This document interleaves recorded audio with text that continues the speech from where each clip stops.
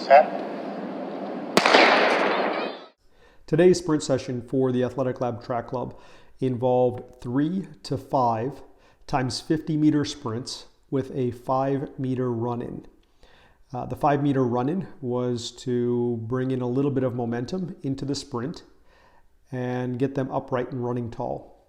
50 meters is long enough that we would have a full acceleration and, depending on the athlete, somewhere between 10 and 20 meters at top speed. As you can see, I set out timing gates to time a fly zone somewhere in the range of about 35 to 45 meters. The exact distance and placement of the timing gates within our 50-meter segment was somewhat arbitrary.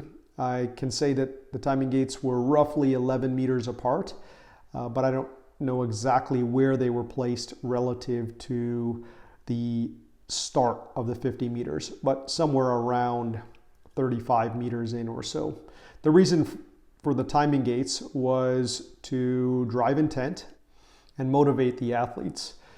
Seeing a time and racing against themselves as well as others allowed them to push a little bit harder and gave them some instantaneous knowledge of results feedback.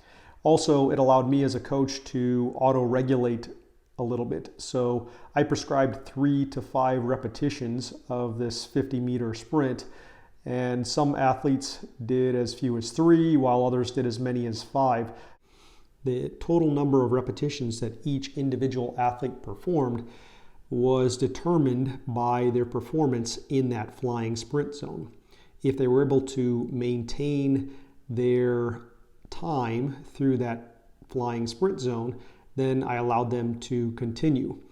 The 3 to 5 repetition range ensured that we were within that stimulus threshold bandwidth, never doing too little or too much, but we could auto-regulate the training based off of their performance, which can be very valuable during the competitive phase of the year.